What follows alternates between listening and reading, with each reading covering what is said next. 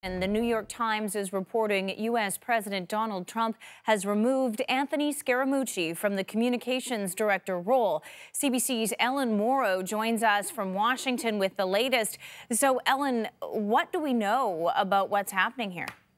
Well, Lindsay, as you said, this is a New York Times report that just came out sort of in the last 10-15 minutes ago or so, citing sources familiar with this decision. Now, what the Times is saying is that President Trump has decided to remove Anthony Scaramucci from the communications director role at the request of his new chief of staff, John Kelly. Now, Scaramucci has been in this role for just a little over a week, and it's been quite a wild ride in just that short period of time.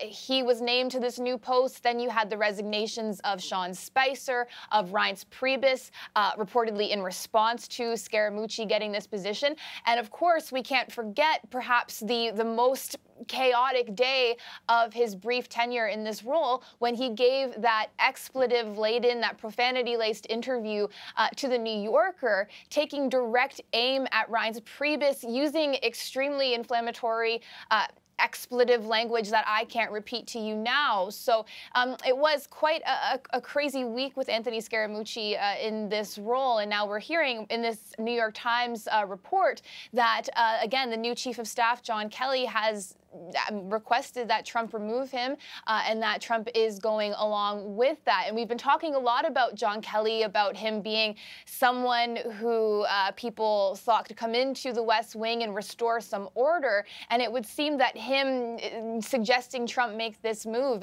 is part of that, Lindsay. The Times is also reporting that at a meeting this morning, John Kelly made it clear that he would be in charge. Now, previously in his week in this position, Scaramucci had boasted several times, I report directly to the president, and now we know in this story that the new chief of staff is recommending to the president that Scaramucci go. Trump going along with that, according to this report.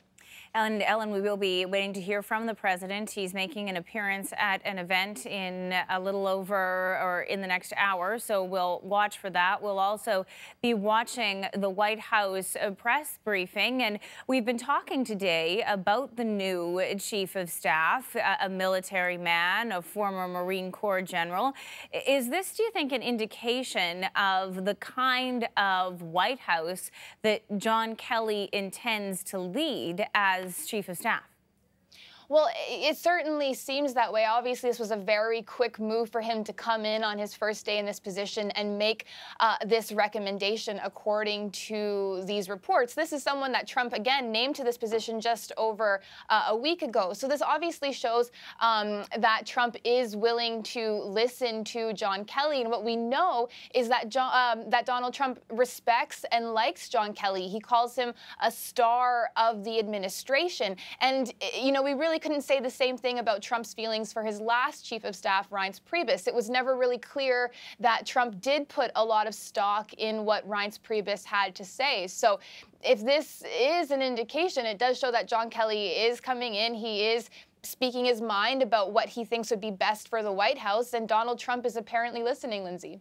And Ellen, I'll be interested to see if we hear anything from Anthony Scaramucci, of course, because he certainly was quick to give that interview to the New Yorker. This is a job he wanted for a long time, and he was only in there for a week. Can we look ahead and think what we might get from Scaramucci in terms of comment today?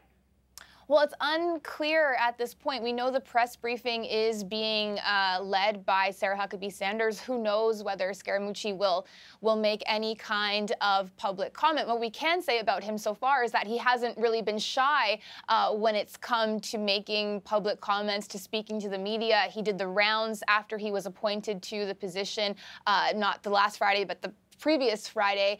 And of course, he called into CNN one day, gave a long interview on CNN one morning, as well as calling the New Yorker preemptively and giving all of those, again, profanity-laced quotes to Ryan Lizza from the New Yorker. So whether we'll get any response from Anthony Scaramucci today, of course, remains to be seen. But he's not shy to do that, Lindsay. So we'll just have to wait and see. We'll be watching with you, Ellen. That's Ellen Mauro live in Washington, D.C.